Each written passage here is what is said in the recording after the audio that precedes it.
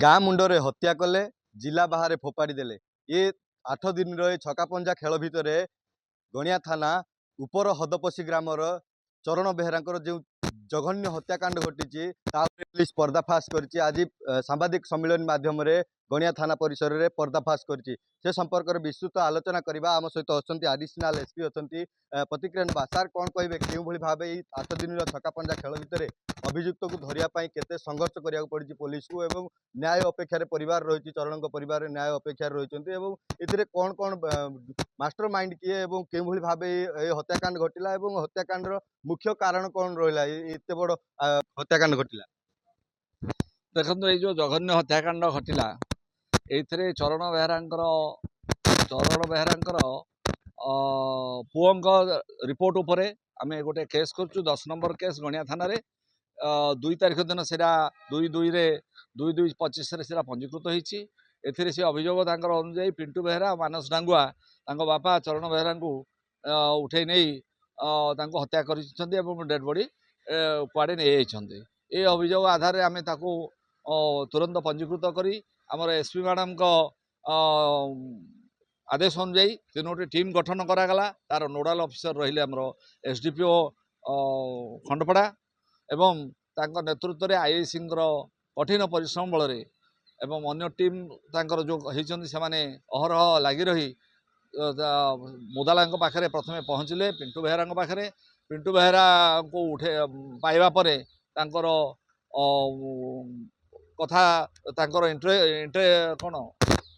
Interrogation रे आमे जानिबा पाइलु एवं तांको डेड बॉडी को ट्रेस कलु जाइकी जंगल रे खजुरीपड़ा जंगल रे सेठी साइंटिफिक टीम एक्जिक्यूटिव मजिस्ट्रेट उपस्थित रे सेटा को पंचनामा करी पोस्टमार्टम करागला एवं तांकर सेठू आमे तांकर आइचर गाड़ी भी आमे जो थरे कि डेड बॉडी को नहीं थिले सेटा भी पाइलु। किंतु ता भितर घटना जना पड़ला जे मानस डांगुआ चरण बेहेरा सहित कौन सी कारण रु राग इच्छा रही निज गाँ लोक निज बंधु मौसी झील को सी बाहर सी बंधु तांकर जो आउ जो रहिले पत एवं बेहेरा मारस बंधु ये समस्ते परस्पर रिलेटिव जनाशुना से जो लैंड डिस्प्यूट रागरे सी ये घटना घटे मानस डांगुआ तांकर पिंटू बेहेरा एवं पतंग सहायता रे एटा गोटे पूर्व योजना अनुमान करा जाउछि एवं आम जहाँ एविडेंस पाउछु। जदि देखा जाए ए घटना पछरे आउ के पछरे पछदपटर नायक अछंती ना मुख्य मास्टर माइंड को धरा हैछि ना ये आपण कहया मुताबिक ये होछि गोटे प्री प्लान मर्डर पछरे कोन कारण मुख्य परदा की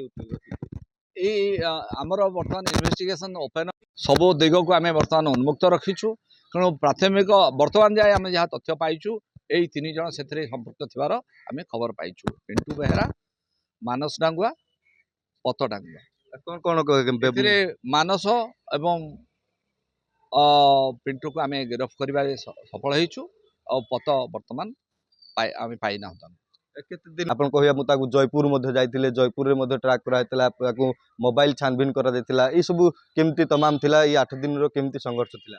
निश्चित भाव गाड़ी कोठे उचे रखी थिले एवं तांकर वेपन ऑफ ऑफेंस जो थे मारी थिले सेटा नहीं कि कोठे पकई थिले, डेड बॉडी कोठे पकई थिले एवं निजे से माने जो जो जगह रे थिले ताको ट्रैक करी पाइबा निश्चित भाव एक पुलिस पाई एक चैलेंजिंग टास्क थिला एवं सेथिरे पुलिस वर्तमान अतिमात्रा सफल अच्छी एवं आउ जो टास्क अच्छी से भी पुलिस अहरह लगी ताको सफलतार सहित कार्य शेष कर आशा कर।